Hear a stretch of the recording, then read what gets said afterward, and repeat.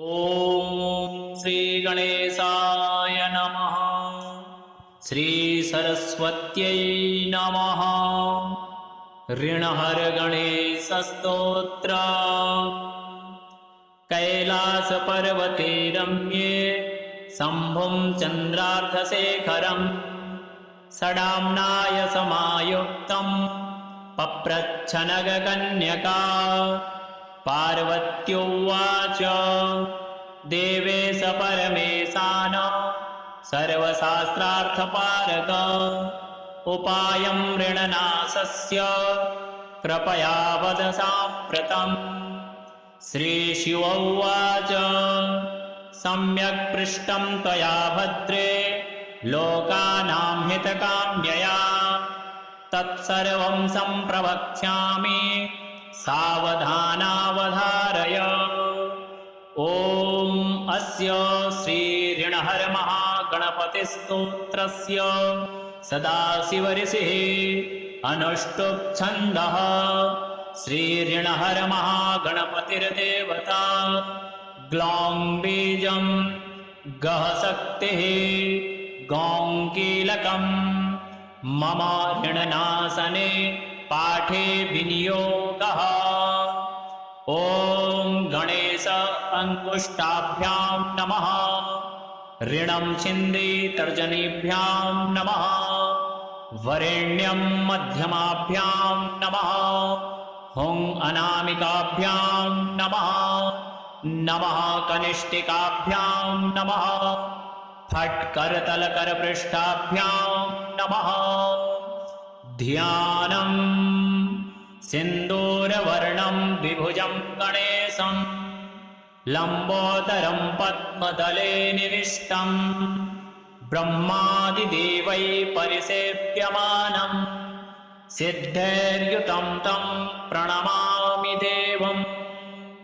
पञ्चपूजाः सृष्ट्यादौ ब्रह्मणा सम्यक् पूजितः फलसिद्धये सदैव पार्वतीपुत्रः ऋणनाशं करोतु मे। त्रिपुरस्य वधात् पूर्वं शम्भुना सम्यगर्चितः सदैव पार्वतीपुत्रः ऋणनाशं करोतु मे। हिरण्यकशिप्वादीनां वधार्थे विष्णुनार्चितः सदैव पार्वतीपुत्रः ऋणनाशं करोतु मे। महिषस्य वधे देव्या गणनाथः प्रपूजितः सदैव पार्वतीपुत्रः ऋणनाशं करोतु मे। तारकस्य वधात् पूर्वं कुमारेण प्रपूजितः सदैव पार्वतीपुत्रः ऋणनाशं करोतु मे। भास्करेण गणेशो हि पूजितश्च स्वसिद्धये सदैव पार्वतीपुत्रः ऋणनाशं करोतु मे। शशिना कान्तिवृद्ध्यर्थं पूजितो गणनायकः सदैव पार्वतीपुत्रः ऋणनाशं करोतु मे। पालनाय च तपसां विश्वामित्रेण पूजितः सदैव पार्वतीपुत्रः ऋणनाशं करोतु मे। इदं ऋणहरं स्तोत्रं तीव्रदारिद्र्यनाशनम् एकवारं पठेन्नित्यं वर्षमेकं समाहितः दारिद्र्यं दारुणं त्यक्त्वा कुबेरसमतां व्रजेत्। फडन्तोऽयं महामन्त्रः सार्धपञ्चदशाक्षरः मन्त्रो यथा ॐ गणेश ऋणं छिन्दे वरेण्यं हुं नमः फट। इमं मन्त्रं पठेदन्ते ततश्च शुचिभावनः एकविंशतिसङ्ख्याभिः पुरश्चरणमीरितम् सहस्रावर्तनात् सम्यक् क्षणमासं प्रियतां व्रजेत्।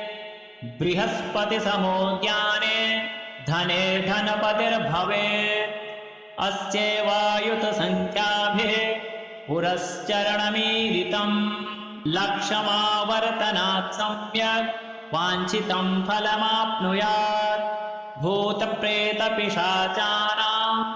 नाशनं स्मृतिमात्रतः कैलासपर्वते रम्ये शम्भुं चन्द्रार्धशेखरम् षडाम्नाय समायुक्तं पप्रच्छ नगकन्यका पार्वत्युवाच देवेश परमेशान सर्वशास्त्रार्थपारक उपायं ऋणनाशस्य कृपया वद साम्प्रतम् श्रीशिव उवाच सम्यक् पृष्टं त्वया भद्रे लोकानां हितकाम्यया तत्सर्वं सम्प्रवक्ष्यामि सावधानावधारय ॐ अस्य श्रीऋणहरमहागणपतिस्तोत्रस्य सदाशिवऋषिः अनुष्टुप् छन्दः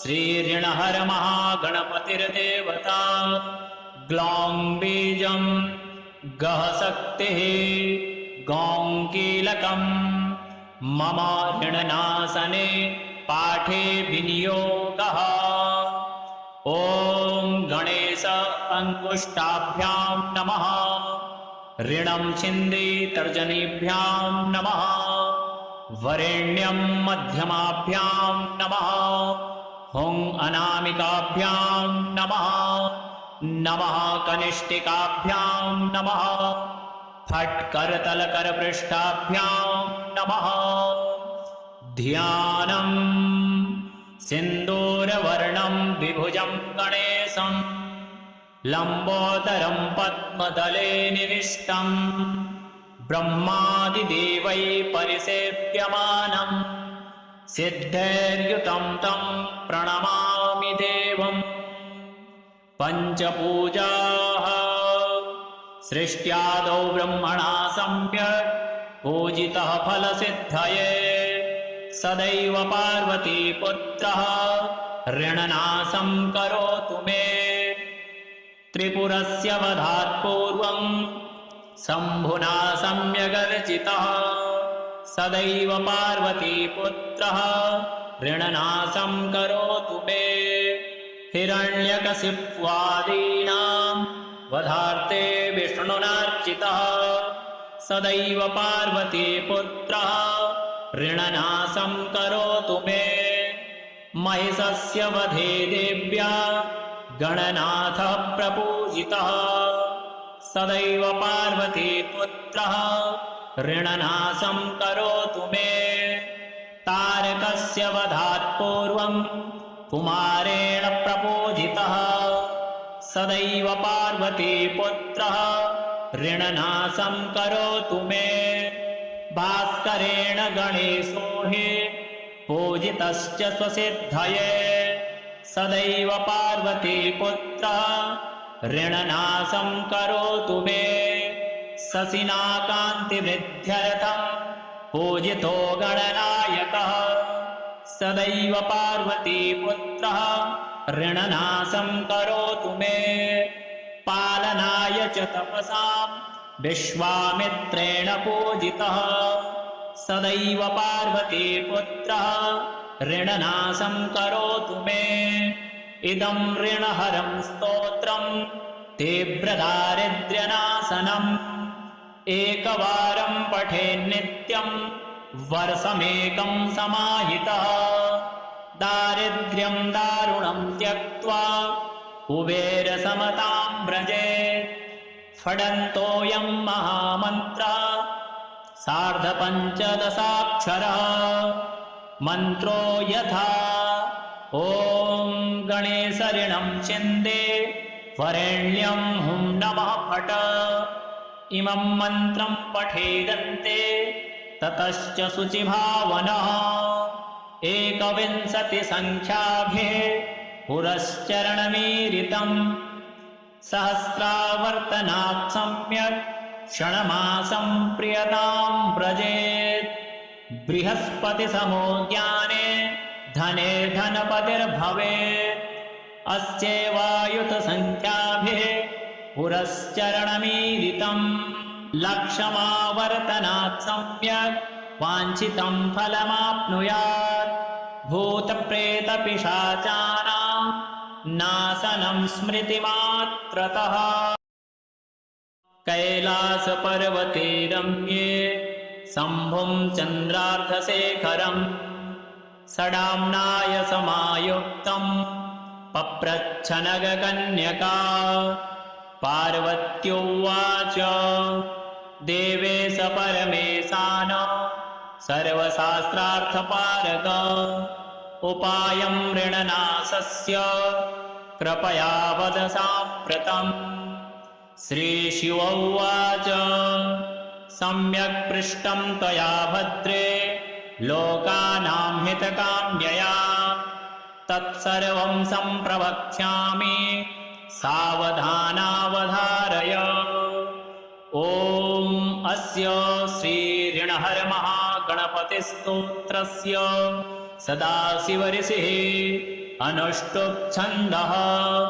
श्रीऋणहरमहागणपतिर्देवता ग्लौं बीजं गः शक्तिः गौं कीलकम् मम ऋणनाशने पाठे विनियोगः ॐ गणेश अङ्गुष्ठाभ्यां नमः ऋणं छिन्द्रि तर्जनीभ्यां नमः वरेण्यं मध्यमाभ्यां नमः हुं अनामिकाभ्यां नमः नमः कनिष्ठिकाभ्यां नमः फट् करतलकरपृष्ठाभ्यां नमः ध्यानम् सिन्दूरवर्णं विभुजं गणेशं लम्बोदरं पद्मदले निविष्टम् ब्रह्मादिदेवैः परिसेव्यमानं सिद्धैर्युतं तं प्रणमामि देवम् पञ्चपूजाः सृष्ट्यादौ ब्रह्मणा सम्यक् पूजितः फलसिद्धये सदैव पार्वतीपुत्रः ऋणनाशं करोतु मे त्रिपुरस्य वधात् पूर्वं शम्भुना सम्यगर्चितः सदैव पार्वतीपुत्रः ऋणनाशं करोतु मे हिरण्यकशिप्वादीनां वधार्थे विष्णुनार्चितः सदैव पार्वतीपुत्रः ऋणनाशं करोतु मे महिषस्य वधे देव्या गणनाथः प्रपूजितः सदैव पार्वतीपुत्रः ऋणनाशं करोतु मे तारकस्य वधात् पूर्वं कुमारेण प्रपूजितः सदैव पार्वतीपुत्रः ऋणनाशं करोतु मे भास्करेण गणेशो हि पूजितश्च स्वसिद्धये सदैव पार्वतीपुत्रः ऋणनाशं करोतु मे शशिना कान्तिवृद्ध्यर्थं पूजितो गणनायकः सदैव पार्वतीपुत्रः ऋणनाशं करोतु मे पालनाय च तपसां विश्वामित्रेण पूजितः सदैव पार्वतीपुत्रः ऋणनाशं करोतु मे इदं ऋणहरं स्तोत्रं तीव्रदारिद्र्यनाशनम् एकवारं पठेन्नित्यं वर्षमेकं समाहितः दारिद्र्यं दारुणं त्यक्त्वा कुबेरसमतां व्रजेत् फडन्तोऽयं महामन्त्रः सार्धपञ्चदशाक्षरः मन्त्रो यथा ॐ गणेशऋणं छिन्दे वरेण्यं हुं नमः फट इमं मन्त्रं पठेदन्ते ततश्च शुचिभावनः 21 संख्याभिः पुरश्चरणमीरितम् सहस्रावर्तनात् सम्यक् क्षणमासं प्रियतां व्रजेत् बृहस्पतिसमो ज्ञाने धनेर्धनपतिर्भवेत् अस्यैवायुतसङ्ख्याभिः पुरश्चरणमीरितम् लक्षमावर्तनात् सम्यक् वाञ्छितं फलमाप्नुयात् भूतप्रेतपिशाचानां नाशनं स्मृतिमात्रतः कैलासपर्वते रम्ये शम्भुं चन्द्रार्धशेखरम् षडाम्नाय समायुक्तं पप्रच्छ नगकन्यका पार्वत्युवाच देवेश परमेशान सर्वशास्त्रार्थपारग उपायं ऋणनाशस्य कृपया वद साम्प्रतम् श्रीशिव उवाच सम्यक् पृष्टं त्वया भद्रे लोकानां हितकाम्यया तत्सर्वं सम्प्रवक्ष्यामि सावधानावधारय ॐ अस्य श्रीऋणहरमहागणपतिस्तोत्रस्य सदाशिवऋषिः अनुष्टुप् छन्दः श्रीऋणहरमहागणपतिर्देवता ग्लौं बीजं गः शक्तिः गौं कीलकम् मम ऋणनाशने पाठे विनियोगः ॐ गणेश अङ्गुष्ठाभ्यां नमः ऋणं छिन्दी तर्जनीभ्यां नमः वरेण्यं मध्यमाभ्यां नमः हुं अनामिकाभ्यां नमः नमः कनिष्ठिकाभ्यां नमः फट् करतलकरपृष्ठाभ्यां नमः ध्यानम् सिन्दूरवर्णं द्विभुजं गणेशं लम्बोदरं पद्मदले निविष्टं ब्रह्मादिदेवैः परिसेव्यमानं सिद्धैर्युतं तं प्रणमामि देवम् पञ्चपूजाः सृष्ट्यादौ ब्रह्मणा सम्यक् पूजितः फलसिद्धये सदैव पार्वतीपुत्रः ऋणनाशं करोतु मे त्रिपुरस्य वधात् पूर्वं शम्भुना सम्यगर्चितः सदैव पार्वतीपुत्रः ऋणनाशं करोतु मे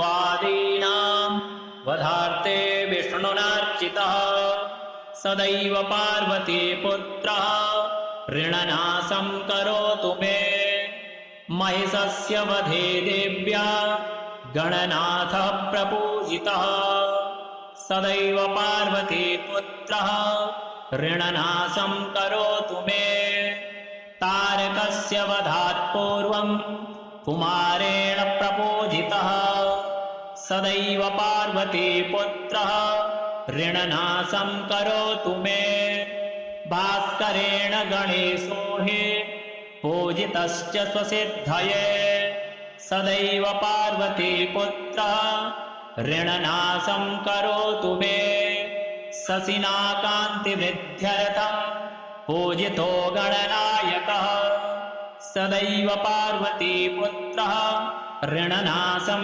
करोतु मे पालनाय च तपसां विश्वामित्रेण पूजितः सदैव पार्वतीपुत्रः ऋणनाशं करोतु मे इदं ऋणहरं स्तोत्रं तीव्रदारिद्र्यनाशनम् एकवारं पठेन्नित्यं वर्षमेकं समाहितः दारिद्र्यं दारुणं त्यक्त्वा कुबेरसमतां व्रजेत् फडन्तोऽयं महामन्त्रः सार्धपञ्चदशाक्षरः मन्त्रो यथा ॐ गणेशऋणं छिन्दे वरेण्यं हुं नमः फट इमं मन्त्रं पठेदन्ते ततश्च शुचिभावनः एकविंशतिसङ्ख्याभिः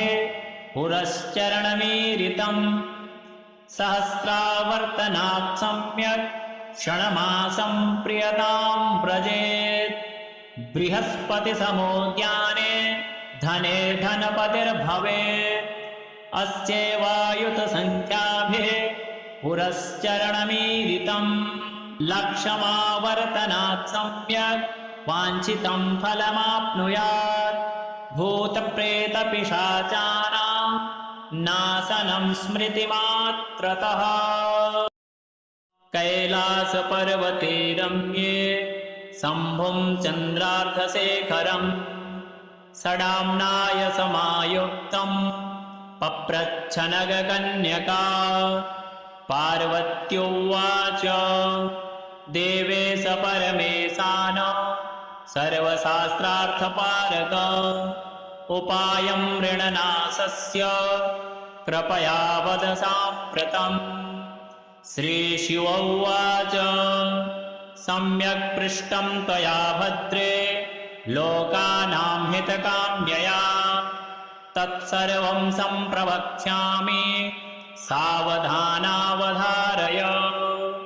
ॐ अस्य श्रीऋणहरमहागणपतिस्तोत्रस्य सदाशिवऋषिः अनुष्टुप् छन्दः। श्रीऋणहरमहागणपतिर्देवता ग्लौं बीजं गः शक्तिः गौं कीलकम् मम ऋणनाशने पाठे विनियोगः।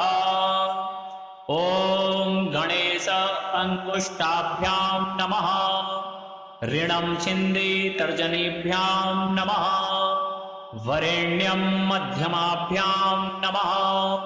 हुं अनामिकाभ्यां नमः। नमः कनिष्ठिकाभ्यां नमः। फट् करतलकरपृष्ठाभ्यां नमः। ध्यानम् सिन्दूरवर्णं द्विभुजं गणेशं लम्बोदरं पद्मदले निविष्टं ब्रह्मादिदेवैः परिसेव्यमानं सिद्धैर्युतं तं प्रणमामि देवम्। पञ्चपूजाः सृष्ट्यादौ ब्रह्मणा सम्यक् पूजितः फलसिद्धये सदैव पार्वतीपुत्रः ऋणनाशं करोतु मे। त्रिपुरस्य वधात् पूर्वं शम्भुना सम्यगर्चितः सदैव पार्वतीपुत्रः ऋणनाशं करोतु मे। हिरण्यकशिप्वादीनां वधार्थे विष्णुनार्चितः सदैव पार्वतीपुत्रः ऋणनाशं करोतु मे। महिषस्य वधे देव्या गणनाथः प्रपूजितः सदैव पार्वतीपुत्रः ऋणनाशं करोतु मे। तारकस्य वधात् पूर्वं कुमारेण प्रपूजितः सदैव पार्वतीपुत्रः ऋणनाशं करोतु मे। भास्करेण गणेशो हि पूजितश्च स्वसिद्धये सदैव पार्वतीपुत्रः ऋणनाशं करोतु मे। शशिना कान्तिवृद्ध्यर्थं पूजितो गणनायकः सदैव पार्वतीपुत्रः ऋणनाशं करोतु मे। पालनाय च तपसां विश्वामित्रेण पूजितः सदैव पार्वतीपुत्रः ऋणनाशं करोतु मे। इदं ऋणहरं स्तोत्रं तीव्रदारिद्र्यनाशनम् एकवारं पठेन्नित्यं वर्षमेकं समाहितः। दारिद्र्यं दारुणं त्यक्त्वा कुबेरसमतां व्रजेत्। फडन्तोऽयं महामन्त्रः सार्धपञ्चदशाक्षरः मन्त्रो यथा ॐ गणेशऋणं छिन्दे वरेण्यं हुं नमः फट। इमं मन्त्रं पठेदन्ते ततश्च शुचिभावनः 21 संख्याभिः पुरश्चरणमीरितम् सहस्रावर्तनात् सम्यक् षण्मासं प्रियतां व्रजेत् बृहस्पतिसमो ज्ञाने धने धनपतिर्भवेत् अस्यैवायुतसङ्ख्याभिः पुरश्चरणमीरितम् लक्षमावर्तनात् सम्यक् वाञ्छितं फलमाप्नुयात् भूतप्रेतपिशाचानां नाशनं स्मृतिमात्रतः कैलासपर्वते रम्ये शम्भुं चन्द्रार्धशेखरम् षडाम्नाय समायुक्तं पप्रच्छ नगकन्यका पार्वत्युवाच देवेश परमेशान सर्वशास्त्रार्थपारक उपायं ऋणनाशस्य कृपया वद साम्प्रतम् श्रीशिव उवाच सम्यक् पृष्टं त्वया भद्रे लोकानां हितकाम्यया तत्सर्वं सम्प्रवक्ष्यामि सावधानावधारय ॐ अस्य श्रीऋणहरमहागणपतिस्तोत्रस्य सदाशिवऋषिः अनुष्टुप् छन्दः श्रीऋणहरमहागणपतिर्देवता ग्लौं बीजं गः शक्तिः गौं कीलकम् मम ऋणनाशने पाठे विनियोगः ॐ गणेश अङ्गुष्ठाभ्यां नमः ऋणं छिन्दे तर्जनीभ्यां नमः वरेण्यं मध्यमाभ्यां नमः हुं अनामिकाभ्यां नमः नमः कनिष्ठिकाभ्यां नमः फट् करतलकरपृष्ठाभ्यां नमः ध्यानम् सिन्दूरवर्णं विभुजं गणेशं लम्बोदरं पद्मदले निविष्टम् ब्रह्मादिदेवैः परिसेव्यमानं सिद्धैर्युतं तं प्रणमामि देवम् पञ्चपूजाः सृष्ट्यादौ ब्रह्मणा सम्यक् पूजितः फलसिद्धये सदैव पार्वतीपुत्रः ऋणनाशं करोतु मे त्रिपुरस्य वधात् पूर्वं शम्भुना सम्यगर्चितः सदैव पार्वतीपुत्रः ऋणनाशं करोतु मे हिरण्यकशिप्वादीनां वधार्थे विष्णुनार्चितः सदैव पार्वतीपुत्रः ऋणनाशं करोतु मे महिषस्य वधे देव्या गणनाथः प्रपूजितः सदैव पार्वतीपुत्रः ऋणनाशं करोतु मे तारकस्य वधात् पूर्वं कुमारेण प्रपूजितः सदैव पार्वतीपुत्रः ऋणनाशं करोतु मे भास्करेण गणेशो हि पूजितश्च स्वसिद्धये सदैव पार्वतीपुत्रः ऋणनाशं करोतु मे शशिना कान्तिवृद्ध्यर्थं पूजितो गणनायकः सदैव पार्वतीपुत्रः ऋणनाशं करोतु मे पालनाय च तपसां विश्वामित्रेण पूजितः सदैव पार्वतीपुत्रः ऋणनाशं करोतु मे इदं ऋणहरं स्तोत्रं तीव्रदारिद्र्यनाशनम् एकवारं पठेन्नित्यं वर्षमेकं समाहितः दारिद्र्यं दारुणं त्यक्त्वा कुबेरसमतां व्रजेत् फडन्तोऽयं महामन्त्रः सार्धपञ्चदशाक्षरः मन्त्रो यथा ॐ गणेशऋणं छिन्दे वरेण्यं हुं नमः फट इमं मन्त्रं पठेदन्ते ततश्च शुचिभावनः एकविंशतिसङ्ख्याभिः पुरश्चरणमीरितम् सहस्रावर्तनात् सम्यक् क्षणमासं प्रियतां व्रजेत् बृहस्पतिसमो ज्ञाने धनेर्धनपतिर्भवेत् अस्यैवायुतसङ्ख्याभिः पुरश्चरणमीरितम् लक्षमावर्तनात् सम्यक् वाञ्छितं फलमाप्नुयात् भूतप्रेतपिशाचानां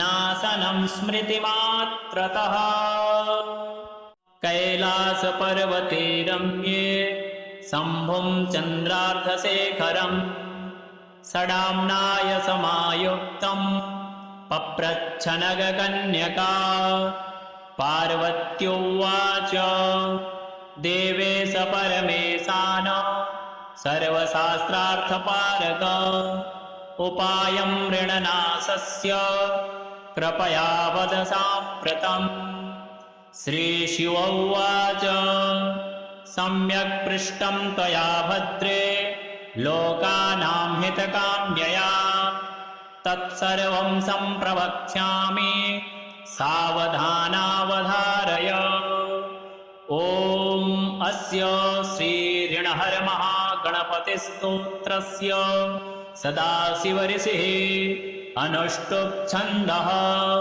श्रीऋणहरमहागणपतिर्देवता ग्लौं बीजं गः शक्तिः गौं कीलकम् मम ऋणनाशने पाठे विनियोगः ॐ गणेश अङ्गुष्ठाभ्यां नमः ऋणं छिन्दी तर्जनीभ्यां नमः वरेण्यं मध्यमाभ्यां नमः हुं अनामिकाभ्यां नमः नमः कनिष्ठिकाभ्यां नमः फट् करतलकरपृष्ठाभ्यां नमः ध्यानम् सिन्दूरवर्णं द्विभुजं गणेशं लम्बोदरं पद्मदले निविष्टं ब्रह्मादिदेवैः परिसेव्यमानं सिद्धैर्युतं तं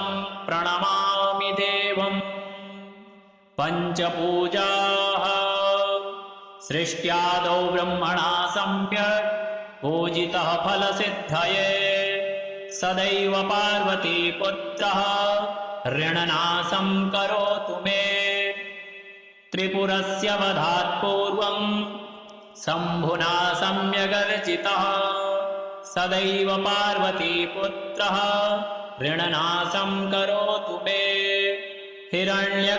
हिरण्यकशिप्वादीनां वधार्थे विष्णुनार्चितः सदैव पार्वतीपुत्रः ऋणनाशं करोतु मे महिषस्य वधे देव्या गणनाथः प्रपूजितः सदैव पार्वतीपुत्रः ऋणनाशं करोतु मे तारकस्य वधात् पूर्वं कुमारेण प्रपूजितः सदैव पार्वतीपुत्रः ऋणनाशं करोतु मे भास्करेण गणेशो हि पूजितश्च स्वसिद्धये सदैव पार्वतीपुत्रः ऋणनाशं करोतु मे शशिना कान्तिवृद्ध्यर्थं पूजितो गणनायकः सदैव पार्वतीपुत्रः ऋणनाशं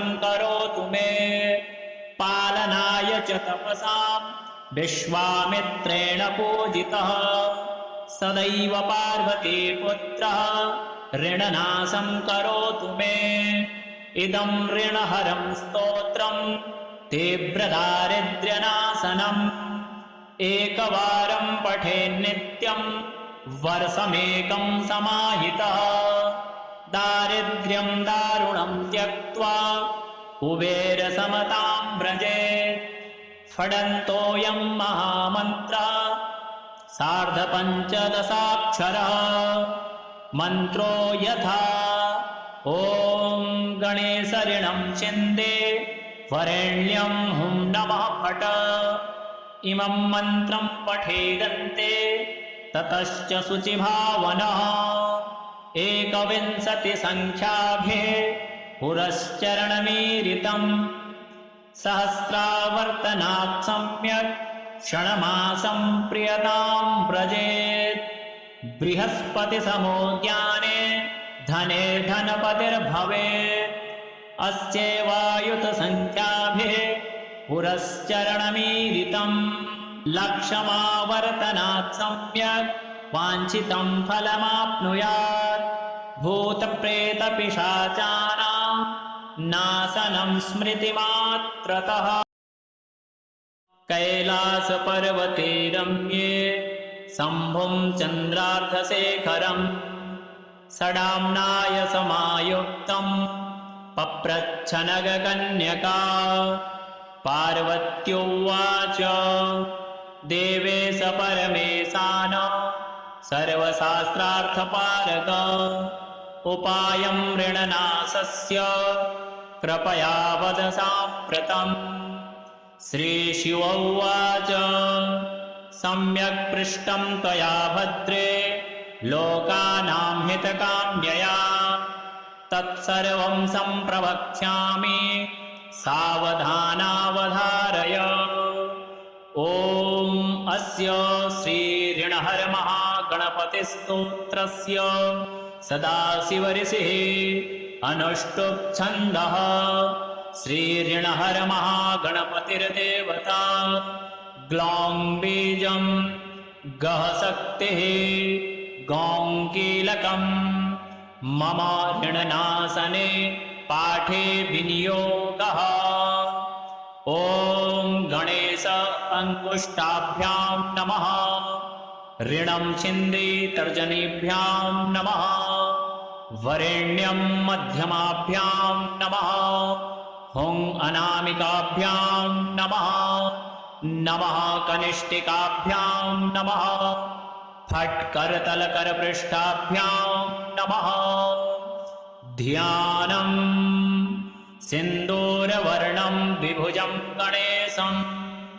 लम्बोदरं पद्मदले निविष्टम् ब्रह्मादिदेवैः परिसेव्यमानं सिद्धैर्युतं तं प्रणमामि देवम् पञ्चपूजाः सृष्ट्यादौ ब्रह्मणा सम्यक् पूजितः फलसिद्धये सदैव पार्वतीपुत्रः ऋणनाशं करोतु मे त्रिपुरस्य वधात् पूर्वं शम्भुना सम्यगर्चितः सदैव पार्वतीपुत्रः ऋणनाशं करोतु मे हिरण्यकशिप्वादीनां वधार्थे विष्णुनार्चितः सदैव पार्वतीपुत्रः ऋणनाशं करोतु मे महिषस्य वधे देव्या गणनाथः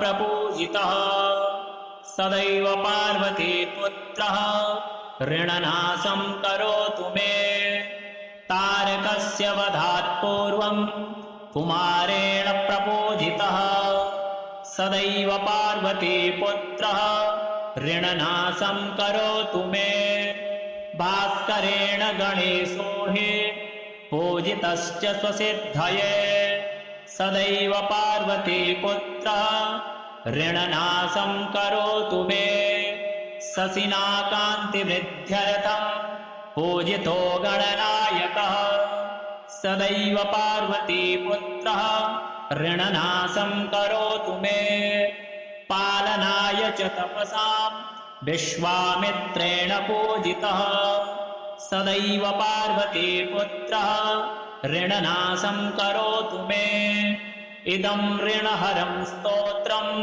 तीव्रदारिद्र्यनाशनम् एकवारं पठेन्नित्यं वर्षमेकं समाहितः दारिद्र्यं दारुणं त्यक्त्वा कुबेरसमतां व्रजेत् फडन्तोऽयं महामन्त्रः सार्धपञ्चदशाक्षरः मन्त्रो यथा ॐ गणेशऋणं छिन्दे वरेण्यं हुं नमः फट इमं मन्त्रं पठेदन्ते ततश्च शुचिभावनः एकविंशतिसङ्ख्याभिः पुरश्चरणमीरितम् सहस्रावर्तनात् सम्यक् क्षणमासं प्रियतां व्रजेत् बृहस्पतिसमो ज्ञाने धने धनपतिर्भवेत् अस्यैवायुतसङ्ख्याभिः पुरश्चरणमीरितम् लक्षमावर्तनात् सम्यक् वाञ्छितं फलमाप्नुयात् भूतप्रेतपिशाचानां नाशनं स्मृतिमात्रतः।